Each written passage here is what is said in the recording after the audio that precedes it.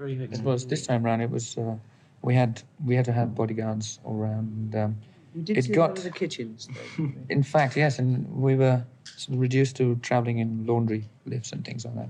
But the price of fame, they told me. But this must become tremendously confining after a little while. It was very claustrophobic, yeah. Oh, we It was nice. just- Roger and I managed to get away a couple of days early to over here in Perth, and nobody knew we were here. We just went out on the beach and couldn't believe that it was quiet and peace. And, had a good time.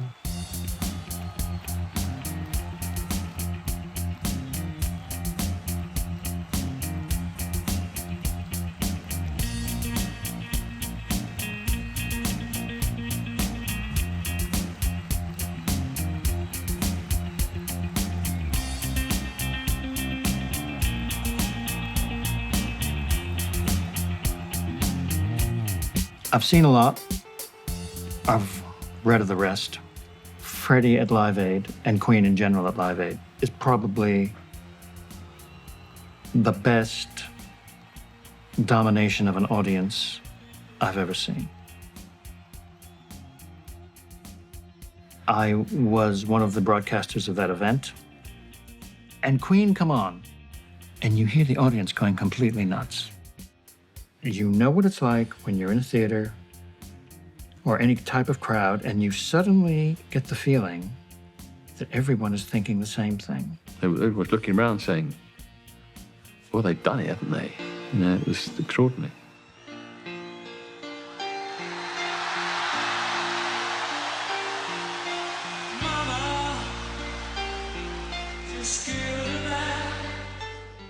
They're stealing the show. All the artists backstage who had, of course, their own egos, their own sense of pride, they're stealing the show. And they were.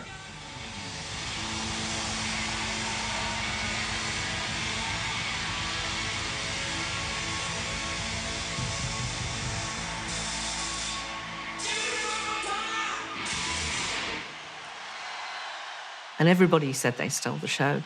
They were so amazing. And Live Aid, the last performance Freddie made, watch it, see it. You see that I'm right, Bubbler. They were the greatest. Queen at Live Aid in 1985 is celebrated as the greatest live performance by a musical act ever. Despite their divided critics, Queen were and still remain one of the most popular and recognizable rock bands of all time.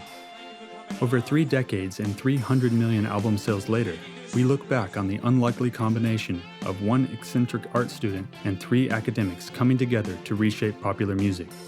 It was their energy and power that upheld their reign, and the charisma and passion of frontman Freddie Mercury that transformed them from small-town fame to global icons.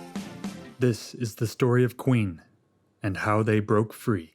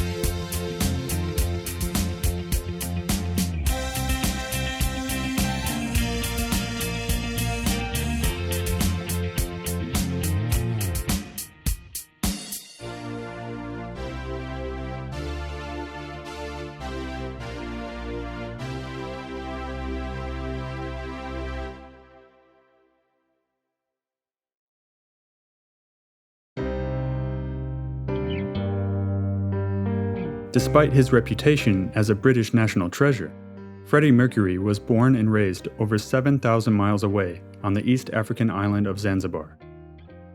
He was born on September 5, 1946, the firstborn son to parents Bami and Jur Balsara.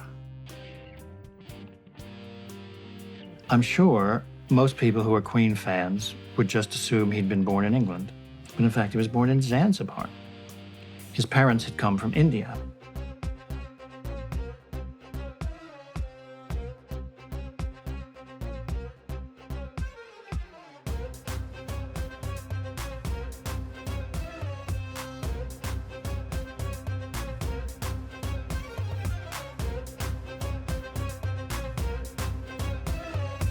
Mercury's family left the island in 1964 when it gained independence and moved to Feltham, Middlesex. Freddie enrolled in art college and began to cultivate his own look that stood out from the hippie crowd of the times.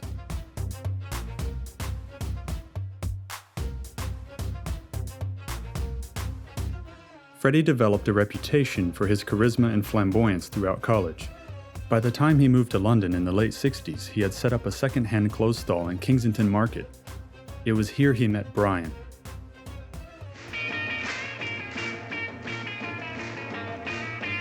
You used to listen to everybody you could get your hands on, you know, you pick up all the records and copy them and kind of competition to see who could play them fastest and earliest. We're listening to rhythm and blues records, you know, so it was very cool to say, oh yeah, well, of course I don't really like the modern beat music. I like Chuck Berry and I like Bo Diddley and everything, but secretly everyone was going home and studying their Hank Marvin licks, you know. Brian Harold May was born on July 19, 1947, to parents Harold and Ruth. Growing up in Feltham, Middlesex, he took great interest in his father's work as an electronics engineer and the potential to combine it with his own love for music. And he learned ukulele, and then his dad helped him construct this famous guitar. When Brian met Freddie, he was in a band called Smile, with fellow students Roger Taylor and Tim Steffel. He was studying science, got steered into astronomy, and became a serious astronomer. So the earlier band, which had not included Freddie or John, was a band called Smile. And if you see pictures of Brian and Roger, it's pretty much still, you know, hippie time. It is very interesting that Freddie pursued the group. He thought he belonged in this group. And he made himself immediately known when Tim Steffel dropped out. That was a big mistake. Freddie immediately made his mark, changing his own surname and the band's name from Smile to Queen. Farrakh wanted to be called Freddie. Freddie, being interested in music from an early age, would have known that there had never been a pop star called Farrakh. And so suddenly there was, instead of Farrakh Bulsara, Freddie Mercury, and of course Mercury is the messenger of the gods. It's a very grand and exalted name. This is an amazing case of personal reinvention, but it worked. The band first began making a name for themselves on the university music circuit. In 1971, John Deacon joined the band as their bass player, now complete as the Queen we all know and love.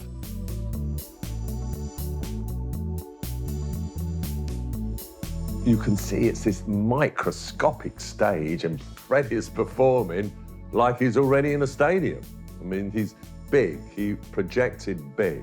We were told that there was a really good band playing at Imperial College, and I went along with some of my friends from EMI and one or two other people, not really knowing what to expect. And I was absolutely blown away. I don't think I've ever seen a new band play like that. The place was absolutely packed. They really worked the audience. And I mean, we all just stood there with our mouths opened and were just stunned. And of course, they wrote their own material. The lyrics were wonderful. The melodies were fantastic. But I think on the whole, they were streets ahead of the other young bands around at the time. And I went to see him, I think maybe the Marquee Club or one of those clubs, and I fell in love with them. I thought, these guys are going to be big, monster big. But more Freddie, knocking Brian May, my monster mate, and Roger Taylor, who I love, and John Deacon, well, I don't love John, who's just half a kiss John, is even in those early days, Freddie stood out. He stood out. He was the star. He was the, you know, he loved it. They got to work on their first studio album. Once recorded, they began pitching their 4-track demo to record companies up and down the country.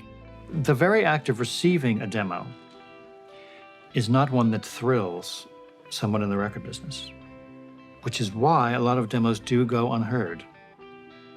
The heroes are the people like John Peel who actually listen to everything. So it would take some further time from just the act of making the demo to it having any impact at all. By chance, as Queen were rehearsing one day, producers John Anthony and Roy Thomas Baker from London's Trident Studios walked past and heard the band playing.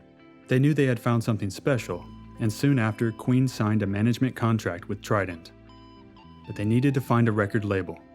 Their manager went to EMI and pitched the band to Roy Featherstone. Even though they liked the sound, they were at first hesitant because it fell somewhere between the emerging prog rock and the latest trend, glam rock.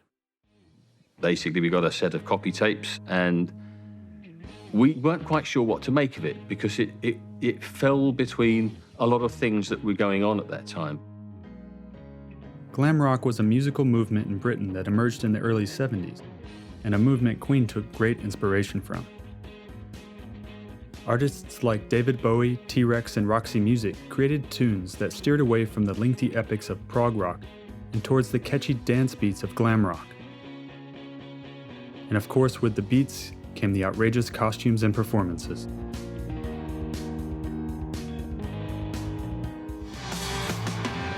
Now Ziggy play guitar, jamming good with weird and spiders from Mars. When he played it left hand, but he made it too far, became the special man. Then we would Ziggy's band. People started to get interested because he looked so strange, different. Ziggy was essentially like a brilliant collage of a lot of different elements. There was a bit of Lindsay Kemp mime stuff, there was a little Warhol, there was some kabuki, and there was a whole lot of David Bowie.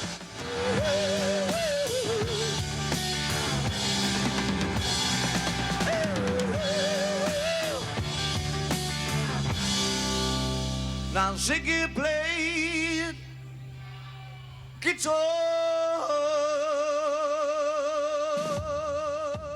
Freddie, of course, was the flavour of the time because he was Mr. Androgyny.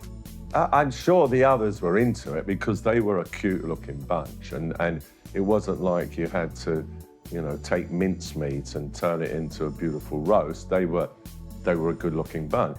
But I think, just like the name, I think I always got the impression that Freddie was the driving force, that if he wanted visually, I don't say that's true of the recording, where clearly Brian was a very important component in the sound, but certainly in the visual thing, he was the one who in the end they would defer to. If he felt strongly enough about it, he could get them to go along with it. It was a stand against the image of rock as exclusively masculine.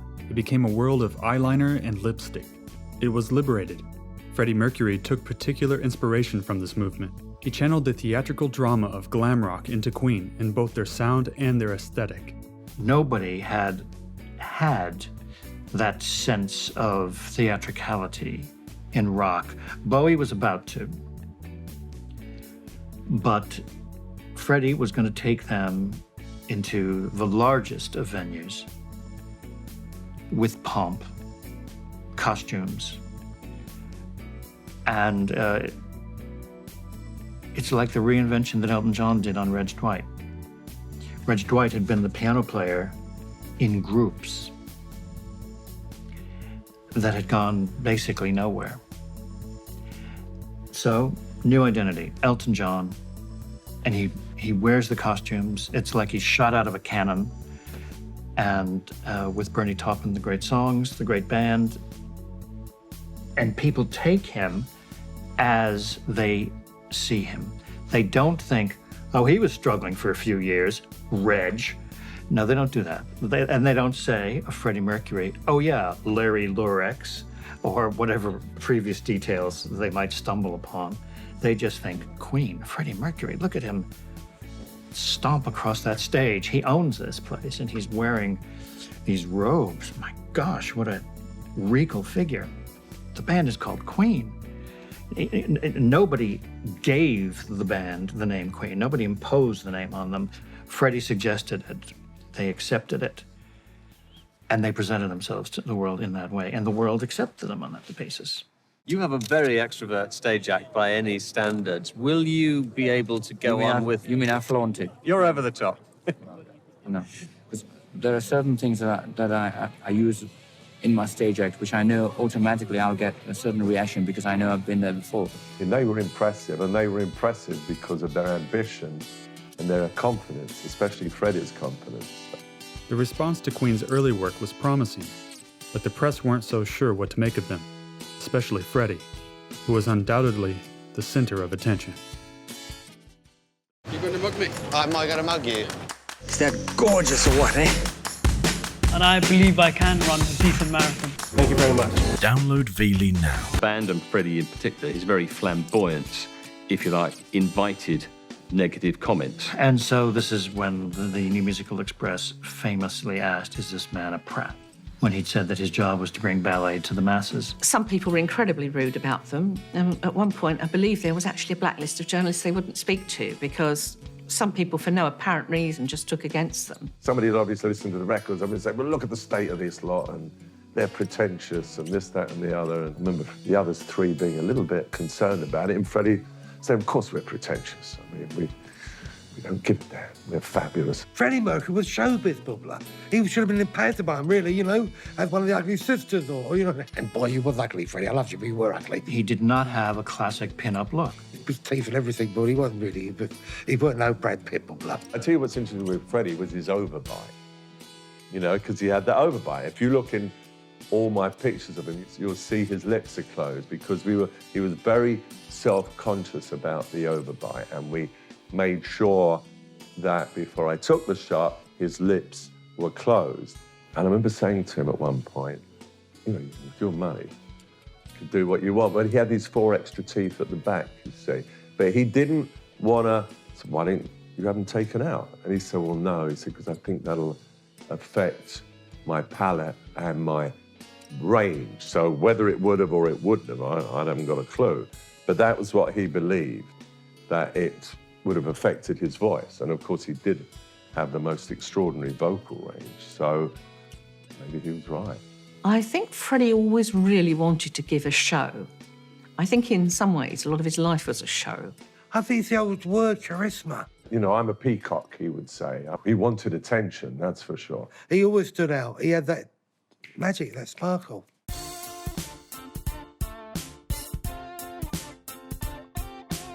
Once they were picked up by EMI, Eric Hall began promoting the band.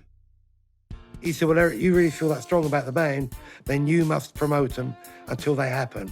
But you personally have to go around radio 1, 2, 3, and 4, and 87, or whatever it was, Capital, Schmapital, you have to promote it. Oh, my pleasure, great. He soon found out that he and Freddie shared a lot of common interests. He realised that my kind of taste in music was Sinatra, was a lady called Josephine Baker, was sort of a bit more, not camp, schmamp, but outrageous Judy Garland, you know, friend of Dorothy type shtick. That sort of, he loved all that too. He loved all that. Get ready for the judgment day. The sun is shining, come on, get happy. The Lord is waiting to take your hand. I'm laying in my bed in the Holiday Inn, Luxembourg, about 3 o'clock in the morning, suddenly knock at my door. Hello, you, who's that? Eric, it's Freddie dear. What do you want? I just come in a minute. I'm coming up. I let him in. As he come in, I'm laying on the bed. And he said, Freddie, but what's the problem? Blah, blah. It's 3 o'clock in the morning, blah, blah. We're going to pick up at 8 o'clock. We're getting the plane back to London. No, I want to be with you. I said, well, you can be with me with pleasure. Tomorrow on the plane, blah, blah. I'll make sure I sit next to you and not the other boys, you or whoever it was on the trip. No, I mean, now. I know you're not into what I like, but can I just hold your hand? I said, that's all you got to hold in my hand, blah, blah. Nothing else, don't hold my hand. And in fact, he held my finger, in actual fact. I think my finger anyway was, I don't think of my finger, I'm not sure. On stage, he was no less than a star. His stellar vocals and elaborate performances earned Freddie legendary status. When asked to think of a verb to describe Freddie on stage, I think of strut, like a peacock. Just strutting across the stage. Not afraid to dominate, because he knew it was for fun. That he felt he had a relationship with the audience, and that even if it was just for those few moments, he absolutely loved them. And I think it was mutual. He realized his voice was like an instrument. Now, there's one thing that he did have going for him, which even he couldn't have known, which was volume. Freddie's voice can be heard. He had a great sense of projection. I think it was a unique sound. And I still, to this day, I defy anybody not to know when one of his songs comes on the radio. The release of Queen's first single didn't break ground as well as everyone had hoped. The record comes out, the first single, Keep Yourself Alive, and I'm plugging it.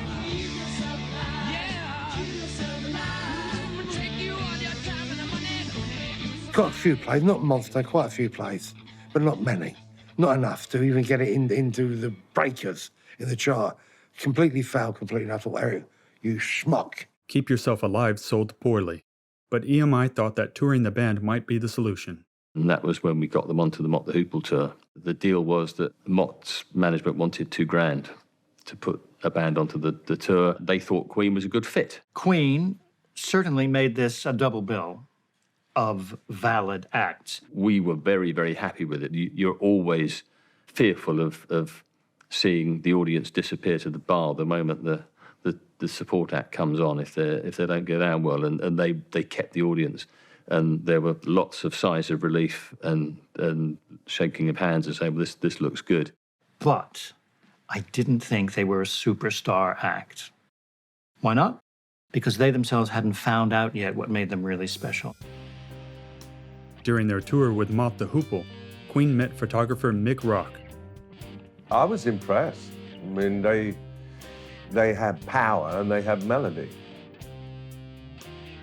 And I went, whoa, Ziggy Stardust meets Led Zeppelin. They played him some of their latest songs. They wanted a piece of this glam image. They wanted a black and white theme, and they wanted to feature the band. This is a band that hadn't made the record label any money, and they were already bossing them around and getting what they wanted, and they wanted to feature the band. So that was my brief. Afterwards, I sat with Freddie, and I showed him this picture of Marlene and Dietrich and suggested that that should be the approach for the black shot of the band. And he loved it. I mean, whether it was the shot or whether it was the fact that it was Marlene and Dietrich, I shall be Marlene, you know. I mean, he immediately responded.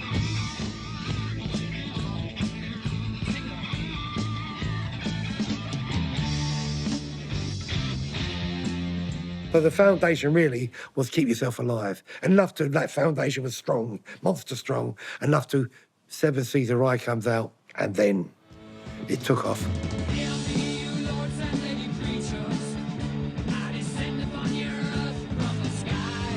When we got to Queen 2, this was stuff that they'd written since things had started to happen for them. And I think they were full of all that very early enthusiasm. They had so many ideas, I think they could probably have done 10 times the tracks they did. And I think that really comes over. It's the energy, it's the variety of influences. I just think that, in my opinion, it's one of their best albums. Their first taste of international success came with their third album, Sheer Heart Attack.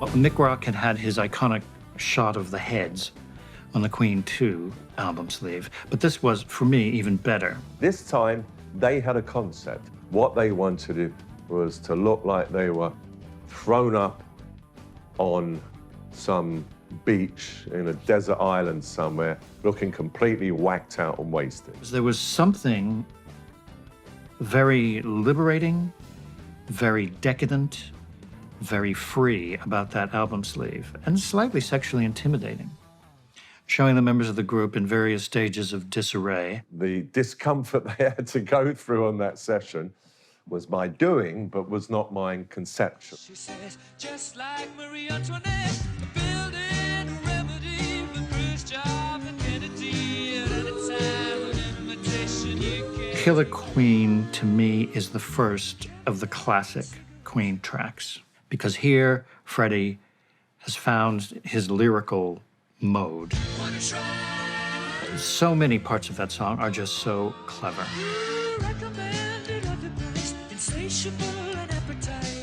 Then at the appropriate moments, there's the contrast with Brian's ferocious guitar. This is it. They've also incorporated the high harmonies of Roger. And this was the song that broke them in America.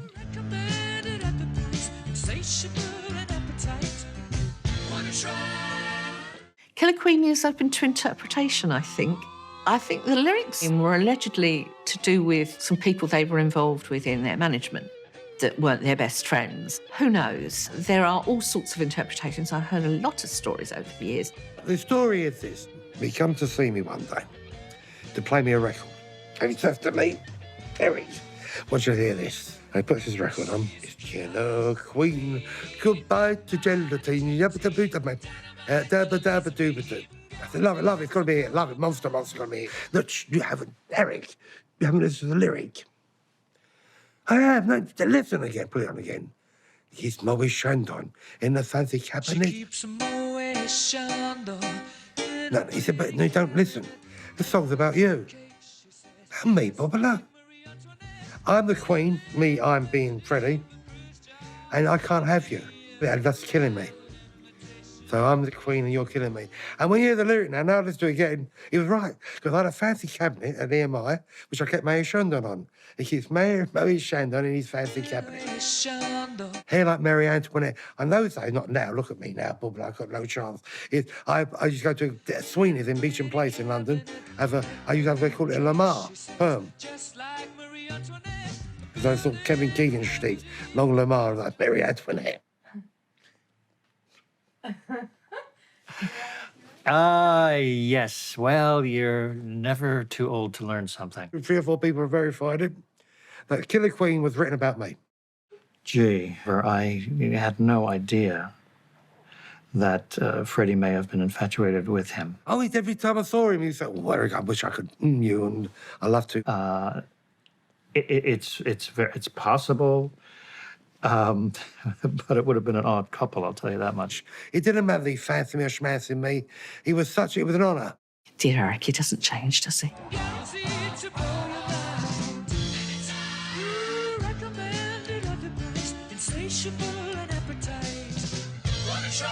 I attended the playback of the Night at the Opera album. There we were, and we listened to this album, nice album, and then suddenly this 6-minute, what to call it, comes on. Is this the real life?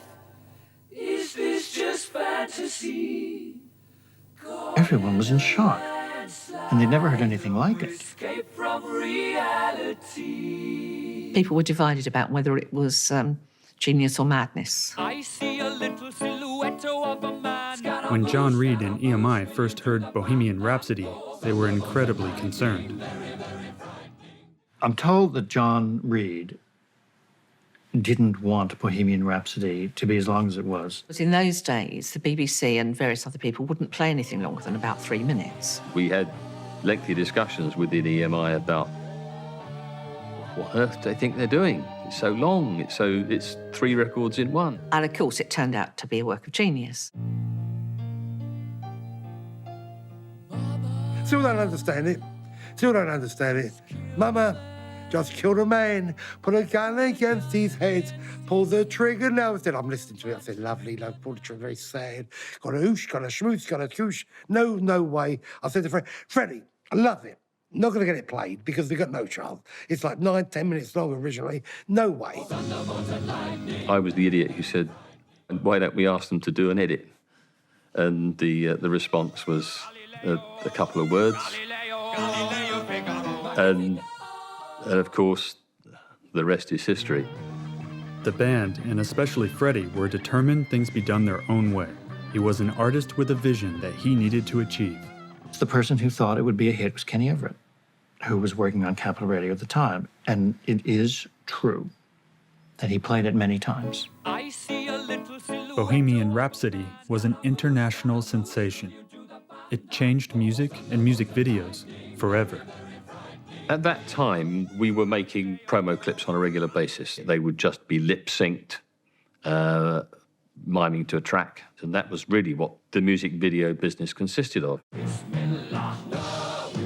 With Bohemian Rhapsody, Queen quite independently decided that they wanted to do something that would be mold breaking.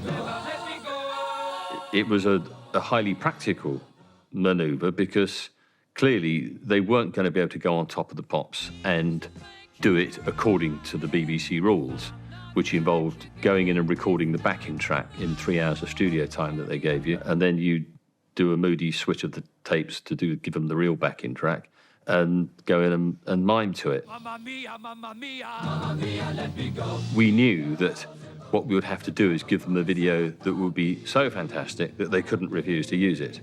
The band themselves did the creative work on that, and they came to us with the request, we want to make this video, it's going to be fantastic. Bruce Gowers is going to direct it.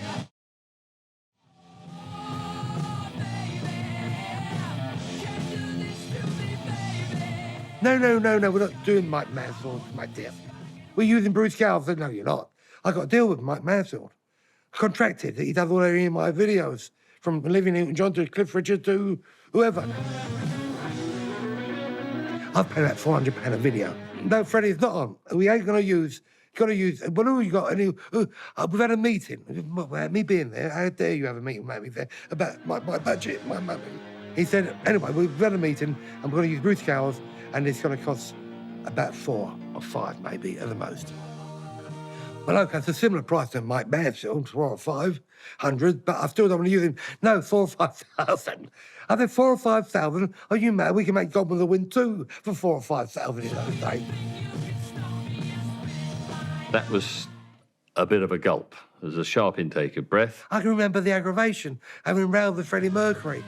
But they got their way, and they did it. It was the best money you ever spent because it changed the industry. Freddie said to me, oh, we made a short film yesterday afternoon with Bruce Gowers. Well, that short film happened to revolutionize the way that music is consumed, because neither MTV or VH1 would exist had it not been for that short film. God, was I wrong about that too. What a schmuck. I had to make a living. Showing it on Top of the Pops galvanized Great Britain. The record went to #1 for 9 weeks. Should we throw in the factory of a morning? Because you got the figures from the night before. Hello, Bob, it's Eric here. So-and-so, how did we do? So-and-so record, Queen, Baby Rhapsody, 60. Oh, I knew it. My biggest fear has come true. The kids now are not buying it anymore because it's too long. 60. I knew it. 60, I can't be sure. Eric, 60,000. 60,000. All the records I've promoted. From Silverback to Sex Pistols to Schmiftels and Elton John, all those. I've never had a record sell that much. It was then 60,000, 80,000. I think the biggest daily figure. I mean, you do 80,000 now, you'd be #1 for 12 weeks. In those days, it was just... And I think the biggest daily figure we had on Queen probably went to about one day, 130,000. What he did, of course, was make Night at the Opera a huge album that enabled them really to smash through the ceiling. And I think they set a precedent that was quickly followed by a lot of other artists. Many artists learned the lesson and thought, gee, if we could do something like that.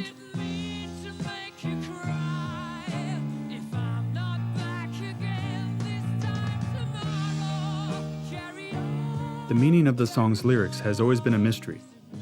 Freddie refused to explain them, causing many fans to come up with their own theories. The music itself was so bizarre that you had no idea what the lyrics meant, and really, who cared?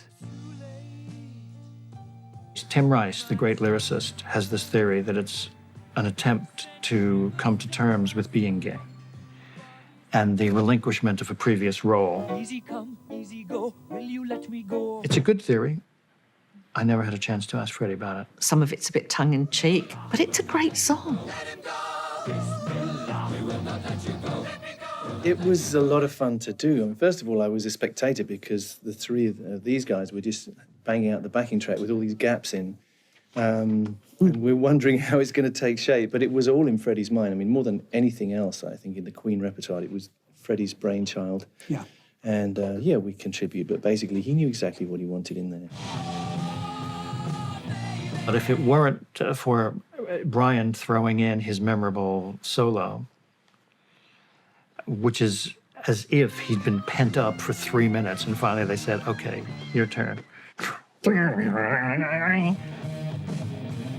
The whole record wouldn't have quite the impact it did. My abiding memory is over and over and over doing the harmonies, which we did. We would always sing each line in unison, double it, triple it, bounce it, sing the next line. It was all very, kind of like a sausage machine after a while. I thought then, and I think now, that it's a masterpiece. It's an extraordinary work in any age, in any medium, however you want to compare it. It's, in its way, incomparable. Do you feel that Night at the Opera is perhaps you've reached a climax at a certain stage in your career? Because I believe it's definitely the best that you've ever done. Thanks. I think it's possibly the peak so far, because it's the most successful. But, I mean, we hope we're going to get better. We have a different peak. It is going to be difficult, especially with Bohemian Rhapsody being as large. Well, a kid wrote me a letter about that and said, I study demonology and satanic things. Why do they use Beelzebub? And I suppose that's a legitimate question. Why do we use it? Yeah. It's just why do we use anything? I mean, it doesn't necessarily mean I study demonology and things. I just love the word Beelzebub. It's a great word, isn't it? Wow. Very camp word when you look at it. Actually, the letter was signed with a cloven hoof at the top. What is that? The What is same sect. I belong to that. You're sticking pins in effigies. The next single that's coming off Night at the Opera is You're My Best Friend, I understand. And already we're getting a lot of requests for that. But it's entirely different in structure to Bohemian Rhapsody, and that's what makes the album attractive to me. Is that This right? is John's song. Yeah. John wrote. Yes, because I mean that's probably one thing in the group that we all do right, which lends to the variety of our albums. You know, it's a very good thing, I think. There have been several songs on your albums that have been involved with death and all this sort of stuff. Is that just an accidental thing, or? That's Freddie's morbid mind, then. One of my docile moods, actually.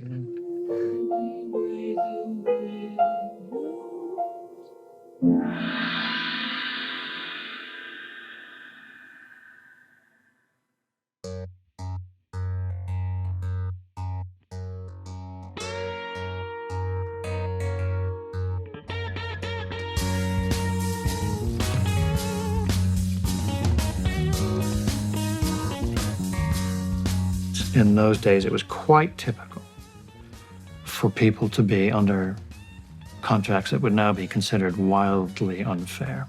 They were, but you know, the truth is none of them had much money at that point. Queen didn't have much money either. I mean, that money came later.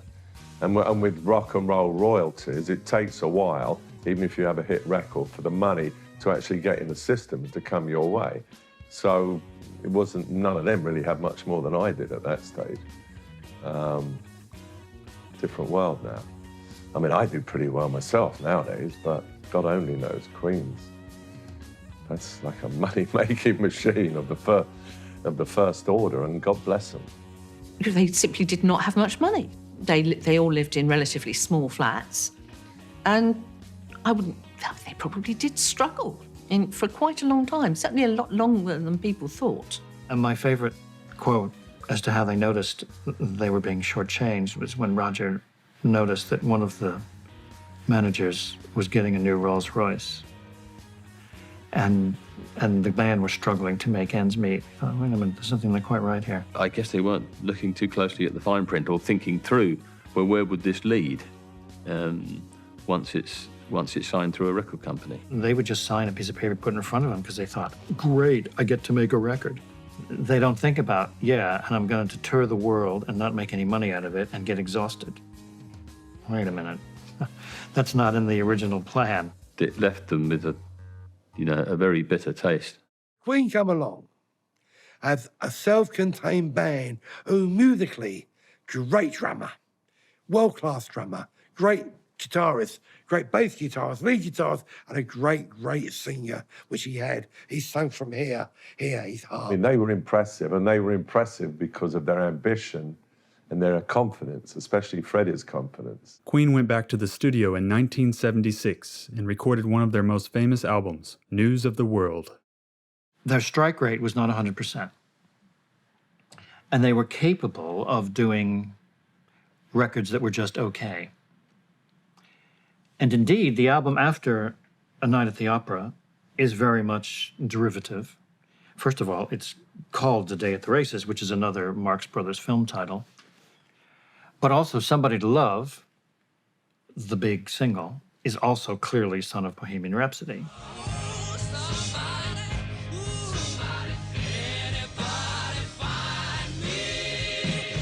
It was like, oh, they found something good with Bohemian Rhapsody, and they're doing it again. It's all in context. But if you space it out a bit, if you have a greatest hits album in which it's not the next track, then it sounds more impressive.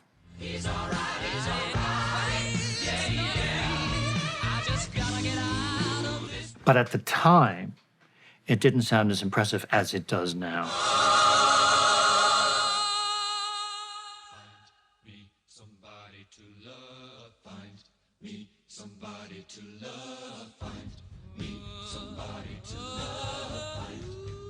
One of the extraordinary things about Queen and Freddie was that they had an instinctive commercial and marketing nous. It was staggering how year on year they came up with something incredibly serendipitous when one year it was Killer Queen, the following year, of course, was Bohemian Rhapsody. Then it was We Are the Champions. I'll never forget when I first heard it because I was driving in Vermont and they played We Will Rock You. We're going into We Are the Champions, as it was heard at the beginning of News of the World.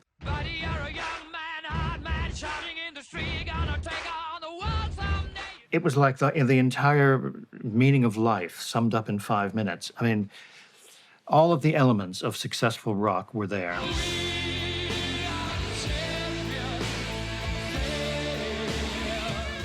Brian gave his bit, Freddie gave his bit.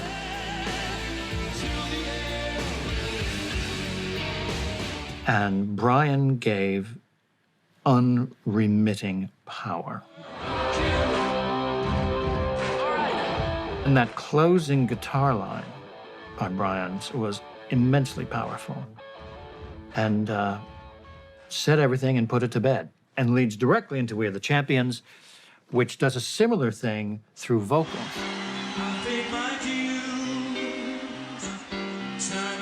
With a lyric, with harmonies, the ambitious, confident statement, we are the champions.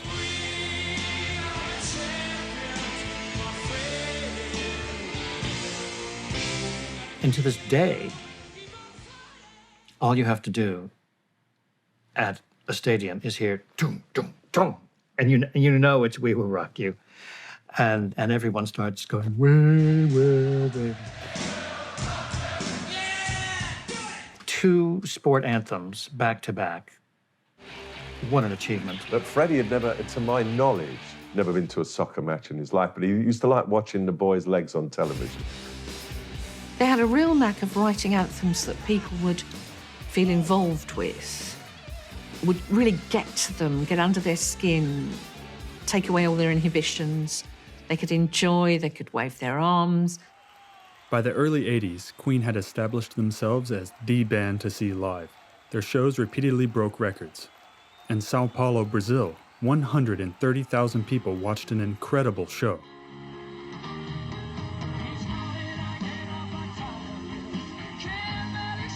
I don't think I ever met anybody who came out of a Queen concert disappointed. Those enormous gigs were unbelievable.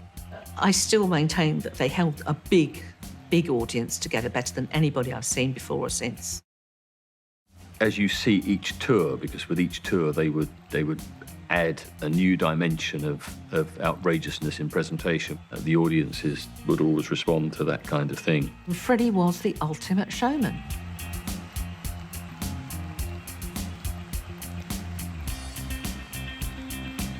He would walk out on stage and he could control the audience immediately. There was something about him. He just had the audience in the palm of his hand from the minute he walked onto the stage to the minute he left. He has very good enunciation. So everyone can understand what he is saying, and you can hear it a long way away. Well, this turned out to be immensely useful when Queen would do stadium gigs where they had tens of thousands or even over 100,000 people. When you have this charisma and you have a crowd of 72,000 people and they're all doing what you want them to do, when he asks them to repeat after him, and they all go, oh, oh. You think, don't do anything he says. Queen really did rule the world for a short period. They continued to experiment even at such a high. Their single Under Pressure with David Bowie was their only hit on their next album. Then came the disaster of Hot Space.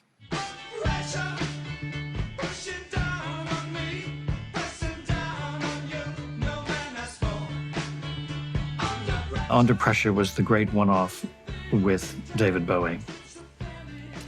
In a way, it's a shame that that collaboration was not pursued. Keep coming up with love, but it's so slashed and torn. But Hot Space was a real misfire. Having had this great success with Another One Bites the Dust, someone, certainly with Freddie's enthusiastic support, thought, hey, we have the support of the club crowd. Let's make a record with dance elements. It was self-indulgence. Look at me, I got a case of body language. Look at me, I got a case of body language.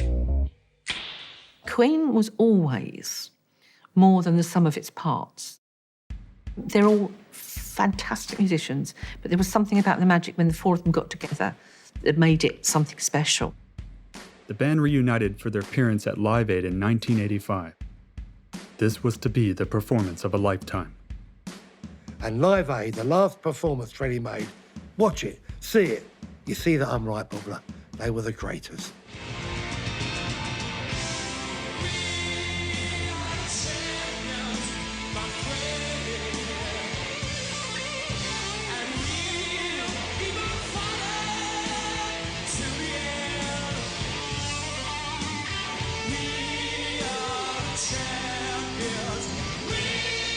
And everybody said they stole the show. They were so amazing.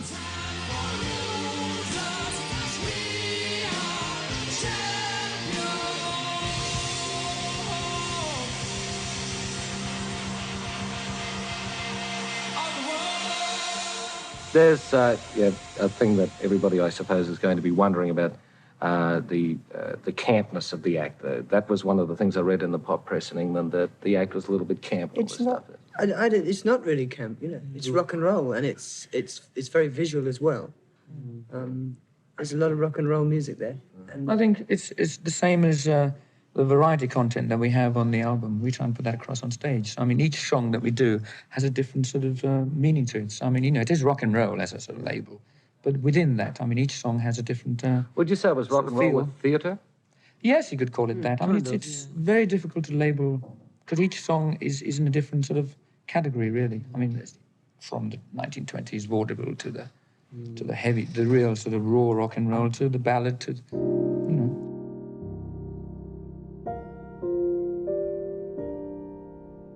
It was very much Live Aid that pulled the whole project back together after a difficult couple of albums. Immediately, their greatest hits soared up the chart. Whereas they had had difficulties beforehand as a group. Did they have a future as a group anymore? Was Freddie going to go solo?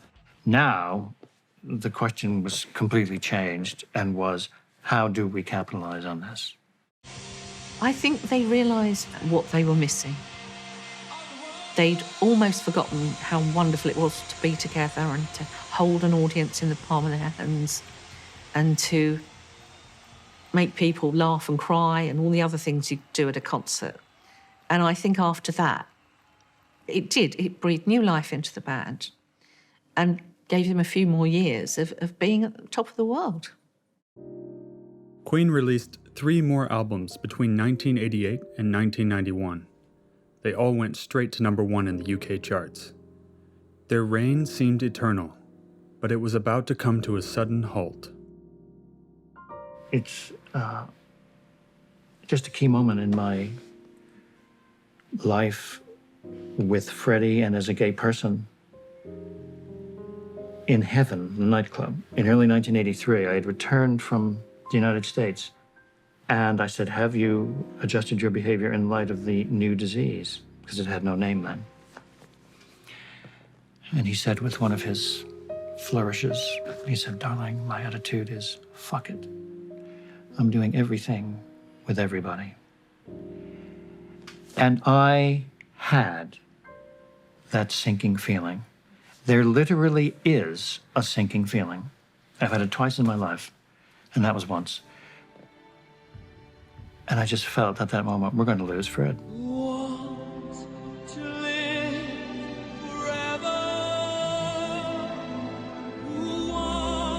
And I also thought that even though he's putting up this great front, probably in the back of his mind, he thinks it's too late.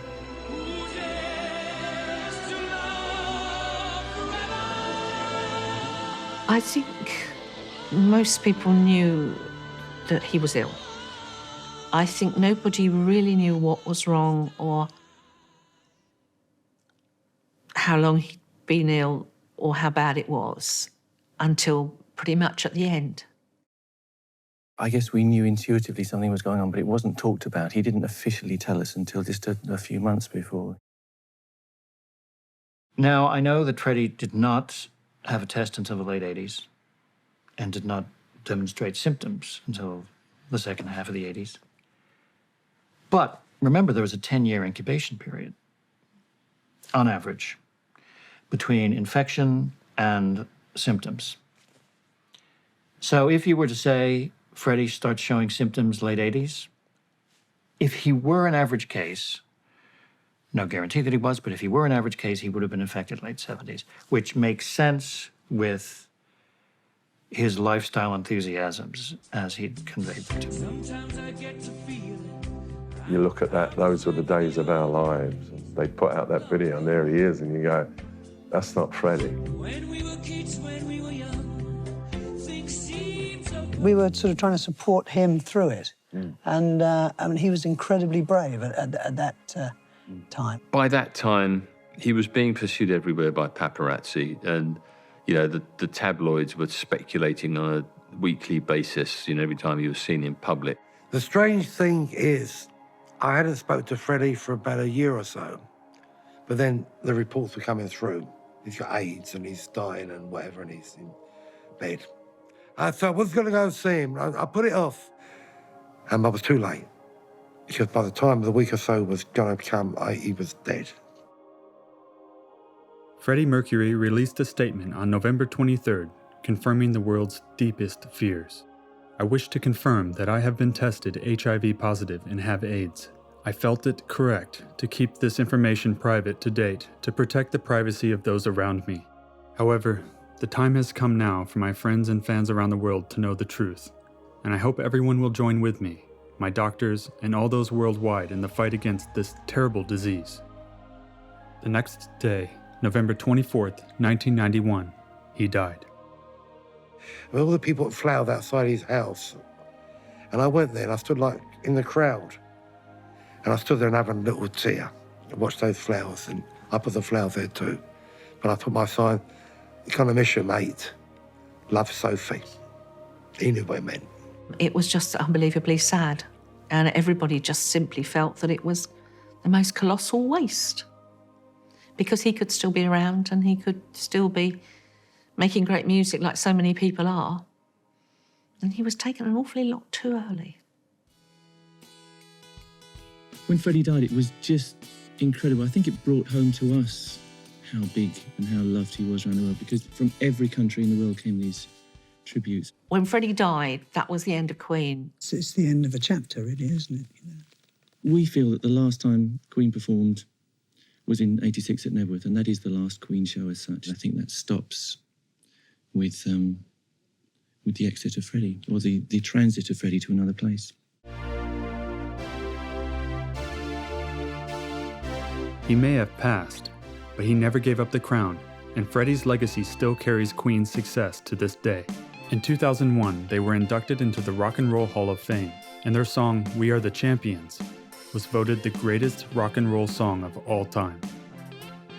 In 2002, a musical based on the Queen songbook was launched, We Will Rock You, that has seen critical and commercial success across the globe. Their album sales continue to soar to this day, well over 300 million. Do just about anything. He could do the sweetest. He could do deep, powerful. He could rock and roll it.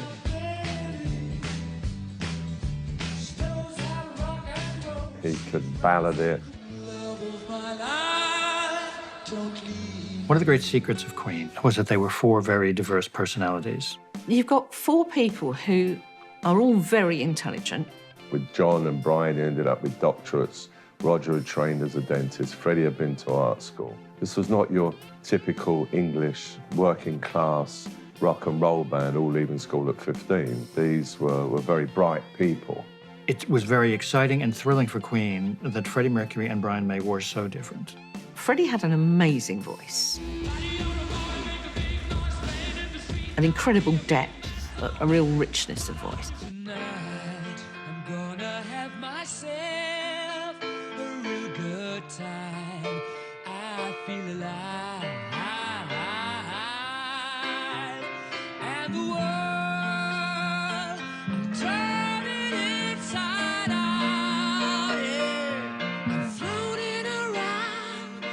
Freddie, of course, was the flavour of the time because he was Mr. Androgyny. Brian is about as straight a guy as you can imagine. And Brian was more cerebral, but looked terrific, and he's still got that incredible mop of hair. He was obviously, and still is, an amazing guitarist. He loves his music. He played since he was very young. He built his own guitar. He knew exactly what was making the noises and how to get the best out of them. Well, Roger was, in a way, the most obvious rock star material. I mean, the girls loved him, this cute little blonde fellow. But he had not only great drumming, not only could he write a hit song, but the voice. What? Galileo, Galileo. Roger had an extraordinary voice, and I believe a very unusual range, which enabled him to do falsettos and then come back down straight away to singing with the others.